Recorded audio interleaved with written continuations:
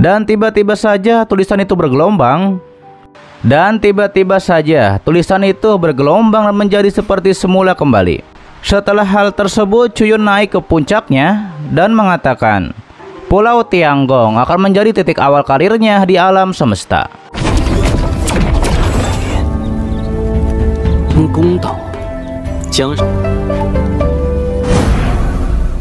Terlihat ada dua penduduk asli dari Pulau Tianyun. Salah satu dari mereka kesal. Siapa yang berani menyentuh prasasti Pulau Tianyun mereka? Temannya pun berkata ke sini karena ada pemberitahuan baru dari Departemen Militer. Di poster pemberitahuan dijelaskan bahwa mulai hari ini dan seterusnya, Pulau Tianyun akan berganti nama menjadi Pulau Tianggong. Para pengrajin bengkel di pulau akan diambil alih. Sementara Cuyun yang sedang berjalan bergumam bahwa pulau yang sangat besar, begitu banyak orang. Jika datang tanpa tahu apa-apa, takutnya akan menjadi berantakan. Kemudian Cuyun menyapa salah satu warga yang sudah sepuh. Kata Cuyun, kalian semua sudah sangat tua, mengapa masih bekerja? Apakah Departemen Militer menekan mereka? Kakak itu bilang itu tidak benar, karena mereka hanya merasa tidak berguna, yaitu ketika mereka menganggur. Nenek di sana juga membenarkan hal itu, karena pekerjaan ini adalah hobi yang sempurna untuk mereka yang sudah usia lanjut.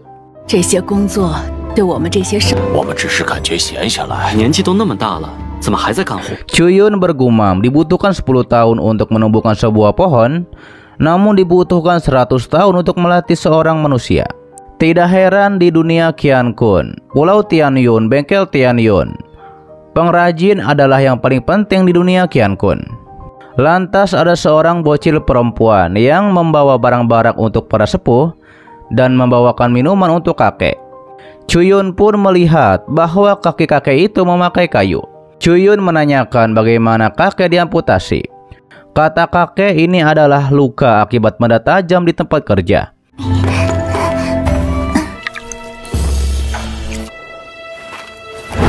Jadi cucunya yang harus merawatnya. Cuyun bertanya kembali, berapa banyak orang lain seperti mereka ini yang tidak bisa bangun dari tempat tidur? Kata kakek, jumlahnya banyak sekali. Setidaknya jumlahnya lebih dari ratusan ribu orang.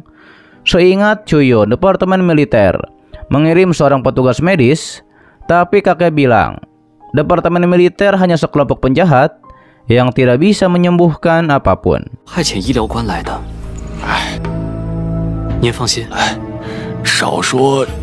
Cuyun menyampaikan, tenang saja, akan ada dokter spesialis yang datang, yaitu untuk merawat para sepuh. Setelah Cuyun pergi, cucunya menanyakan, setelah berbicara begitu lama, siapakah Cuyun itu? Kakeknya bilang, cucunya tidak bisa masuk atau keluar dari pulau karena orang asing ini tidak terlihat seperti tentara, itu pasti panglima tertinggi. Ditambah lagi, Cuyun masih sangat muda dan tidak terlalu bagus. Apa yang bisa Cuyun lakukan? Kakek berpikir Cuyun hanyalah anak orang kaya lainnya yang datang ke sini untuk mencari masalah. Setelah itu, ketika bocil perempuan sedang berlari, ia pun terhenti karena seorang warga sedang membawa batu. Ia menanyakan mereka sedang membangun apa. Ternyata mereka sedang membangun sebuah pusat medis sesuai dengan perintah atasan.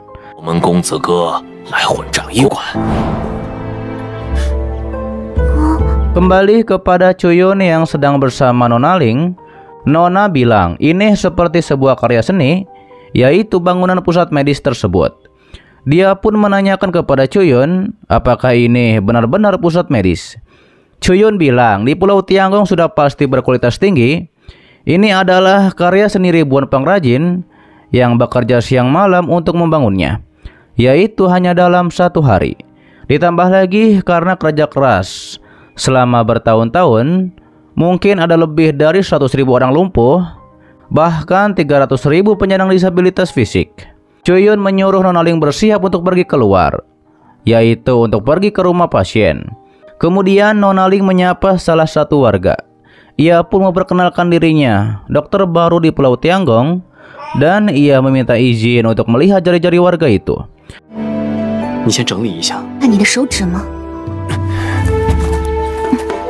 Terlihat tangan pria itu terpotong di tempat kerja.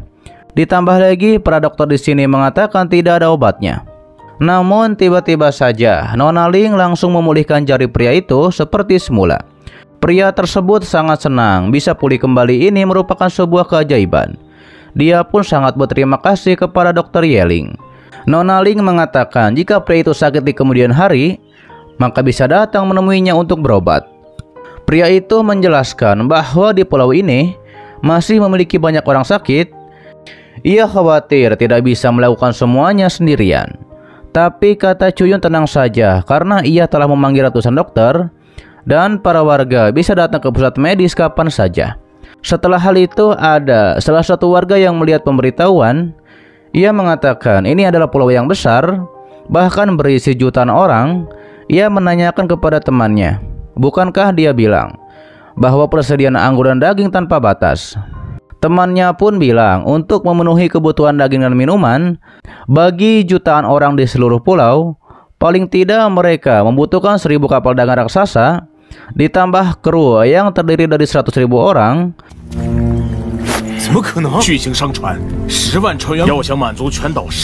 Secara konstan membeli dan mengirim untuk menjaga pasokan mereka. Selain itu, krisis di laut terjadi di mana-mana. Diperlukan waktu 1 bulan untuk melakukan pertukaran. Temannya pun berkata baru setengah bulan dibuka, mereka sudah menyajikan daging dan minuman.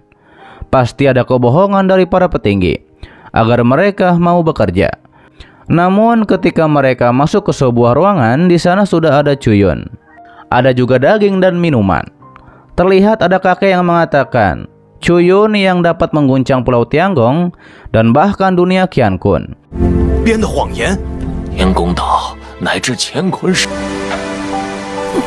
Setelah itu Chuyun memberitahukan kepada para warga, hampir sebulan sejak ia mengambil alih Pulau Tianggong. Dalam waktu 1 bulan ini, ia telah merenovasi semua gedung dan juga membawa banyak anggur dan daging. Ditambah lagi mendirikan pusat medis untuk merawat semua orang di pulau ini. Semua tentang masyarakat terkait dengan sandang seperti pangan, papan, transportasi, pendidikan, dan perawatan medis. Ia telah melakukan semua yang bisa ia lakukan. Ada kakek bilang Chuyun telah melakukan semua ini dengan sempurna. Hanya saja ia tidak tahu apa yang bisa mereka lakukan untuk Chuyun. Chuyun berkata jangan panggil ia tuan. Sebenarnya Pulau Tianggong ini sudah menjadi wilayah pribadinya, jadi panggil saja ia penguasa pulau. Kakek itu bilang meskipun Pulau Tianggong ini sudah menjadi milik Chuyun, tapi pengrajin Tianyun mereka tidak pernah menjadi budak siapapun. Chuyun menyampaikan tidak ada yang bilang kalian adalah budak.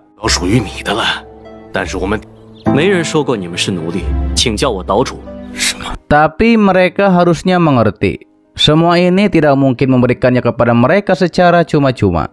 Chuyun mengatakan semuanya sama seperti sebelumnya. Sederhananya yang perlu mereka lakukan hanyalah bekerja keras untuk mendapatkan semua itu. Kakek itu mengatakan apa sebenarnya yang Chuyun inginkan dengan mengatakan sama seperti sebelumnya. Kata Chuyun mungkin kalian tidak dapat memahaminya, tapi memang begitulah adanya. Chuyun akan jujur kepada mereka. Ia harap kalian juga jujur kepada Chuyun.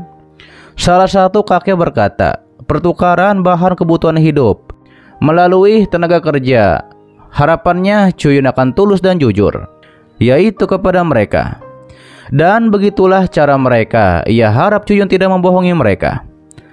Kata Chuyun seperti kata pepatah, jalan yang panjang untuk dilalui adalah jalan yang panjang untuk melihat hati seseorang. Cepat atau lambat mereka akan mengetahui pria seperti apa Chuyun sebenarnya. Tapi sebelum itu, ia harap semua orang bisa untuk bekerja sama. Teruslah mempromosikan dan membesarkan seni kerajinan Pulau Tianggong ini.